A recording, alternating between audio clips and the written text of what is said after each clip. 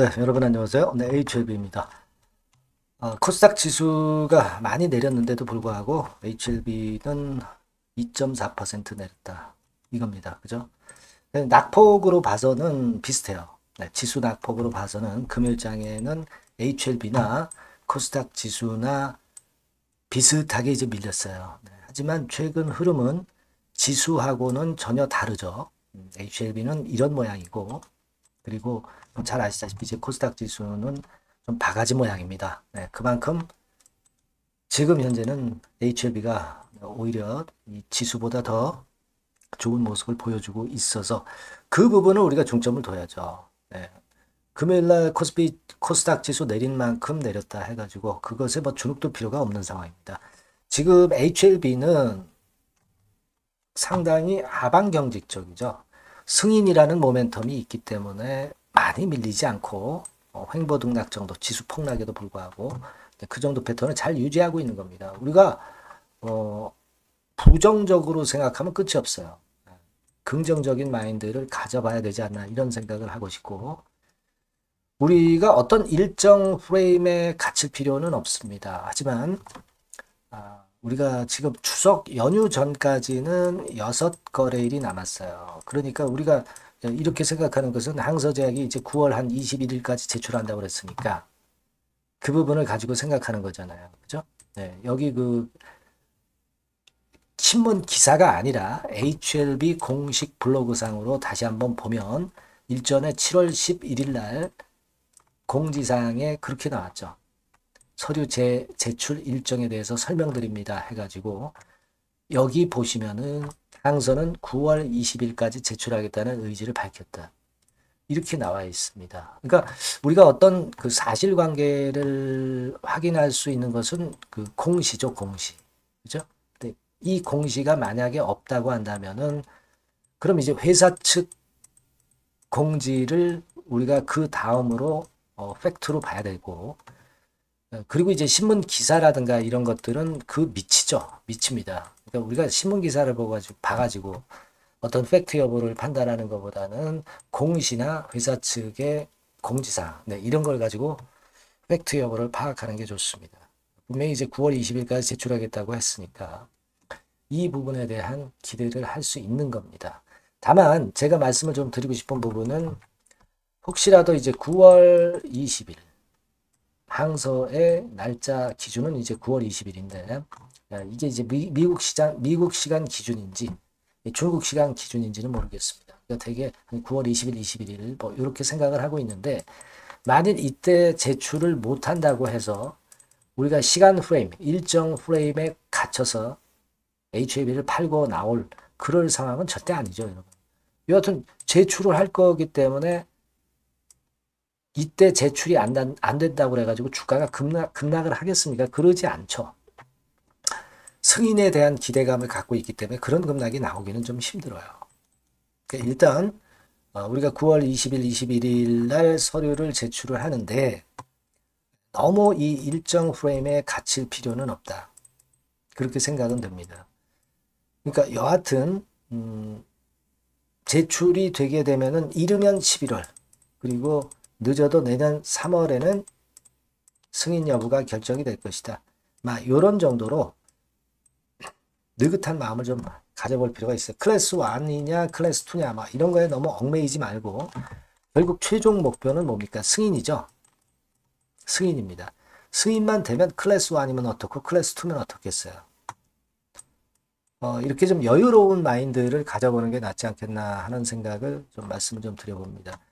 근데 이제 같은 그 최근에 HLB 상황에 대한 같은 기사를 쓰더라도 뭐 이를테면 막 이런 식으로 조선 비즈처럼 9월 6일 날 기사 나왔지만은 유한 냉라자 넘어설 것, 이렇게 좀 긍정적으로 써주는 기사가 있는가 하면, 며칠 전에 여러분 팜뉴스를 통해서 나왔던 HLB FDA 허가 불발돼 가지고 이전 상장도 불발 위기감 높아, 막 이런 식으로 좀 디스성 기사를 쓰는 기사들도 좀 있어요. 우리가 물론 이런 기사도 있고 저런 기사도 있다 이렇게 생각할 수도 있지만 이 디스성 기사에 치우쳐서 주눅들 이유는 없습니다. 되게 여러분 기사들 보면은 그리고 긍정 기사가 많지 부정 기사가 많은 건 절대 아니에요. 그죠? 그리고 이 기사라는 것이 팩트라기보다는 한 기자의 견해일 뿐입니다. 그 견해도 합리적이 아닌 경우가 많아요. 그러니까 우리는 참고적으로 이 기사들을 보는 것이고, 일단 지금 현재 디스선 기사는 우리가 물론 참고는 하되 여기에 주눅들 이유는 하등의 이유도 없습니다. 그렇게 좀 생각이 들어요. 아마 이 뉴스거는 이제 보셨을 것으로 그렇게 생각이 들어요. 그래서 그 부분에 대해서 말씀을 좀 드리고 싶고, 그리고 지금은 여러분 그 페어마켓가 먼저 있고 WCLC가 먼저 있고 그 다음에 에스모죠. 페어마켓에서는 비소재 포함 임상시험 결과, 요건에 대한 건, 이런 것들이 이제 나올 거고요. 그리고 유럽 중앙학회에서는 9건 적응증과 관련한 연구 결과 발표. 그러니까 사실 에스모가 좀 더 큰 뭐라 그럴까요? 중요한 건에 적응증에 대한 부분이니까 이것이 더 중요하지 않나 이렇게 생각이 들어요. 이미 페어마켓 건에 대한 재료는 주가에 좀 선 반영이 됐다 이렇게 보고 이제는 에스모 건이 아직 덜 반영이 됐다. 저는 그렇게 보고 싶거든요. 시간이 가까워진 것은 이미 주가에 선 반영됐다. 하지만 아직 시간이 좀 어느 정도 길게 남아있는 것은 아직 덜 반영됐다. 이렇게 보시는 것이 낫지 않겠나 이렇게 생각이 됩니다. 그리고 이제 중요한 것은 생물보안법건에 대한 재료죠. 미국 생물보안법건에 대한 표결, 하원에서 표결이 다음 주 중에 있습니다. 그래서 요것이 이제 중요할 수가 있는데, 지금 현재 엘레베 같은 경우는 미국 기업이기 때문에 사실 아무런 불이익을 볼 이유는 없어요. 그리고 항서제약 같은 경우도 해당 사항은 없습니다. 다만 이제 심리적으로 하원에서 표결이 돼서 요건과 관련해서 압박을 받을 수는 있지만 항서제약도 CDMO 기업이 아닌 상황, 리보세라니건과 관련해서 CDMO 기업이 아니기 때문에 우리가 이 부분에 대해서는 크게 우려할 이유는 없다 이렇게 생각이 들어요. 하지만 일단 그 생물보안법건에 따라서 좀 등락이 있을 수는 있습니다. 그래서 그거를 우리가 잘 보고 수급이 어떻게 움직이는가를 좀 볼 필요는 있어요. 이거 생각할 필요가 있었고요. 그리고 항서주총이 이번 항서주총이 오늘 있었죠. 우리가 물론 연관성은 있겠지만은 임시주총이었죠. 근데 리보세라닙 건만 가지고 임시주총을 했다고 보지는 않습니다. 만일 리보캄넬리주맙과 관련된 부분이라면은 제가 나중에 말씀을 더 드리도록 하겠고요. 그리고 이제 또 하나는 우리가 HLB는 HLB 이노베이션 있죠. 이노베이션의 주주죠. 이노베이션의 주주입니다.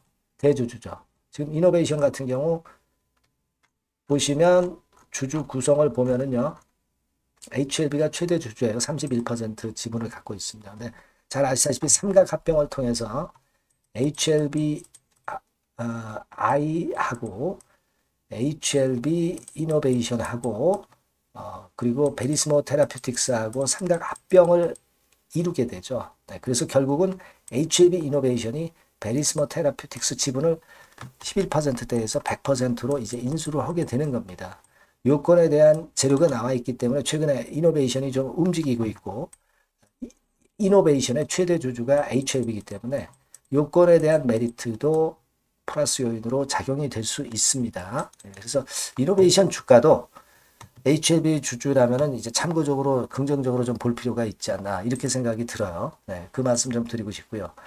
그리고 HLB의 수급 패턴을 보면 최근에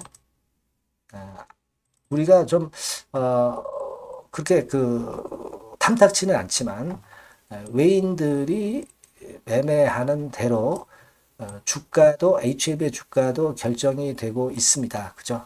그래서 이 부분을 생각을 할 때 외인들의 매매가 좀 긍정적으로 전개가 되기를 좀 기대를 한번 해볼 필요가 있어요.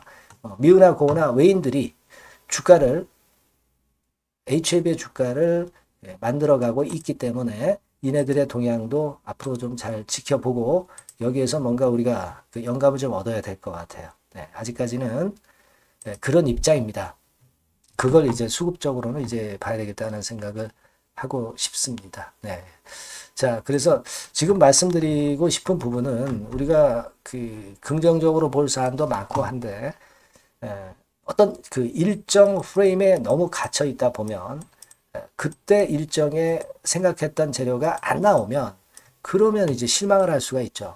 그죠? 그러니까, 우리가 좀 여유 있게 일정을 좀 생각하시고, 대응을 하시는 게 좋다. 이렇게 생각이 됩니다. 여러분, 9월 20일 날 또는 9월 21일 날, 항서제약에서 재심사 서류를 제출을 안 했다 해서 거기에 실망해서 여러분들이 주식을 파실 거예요. 그러지 않을 것이죠.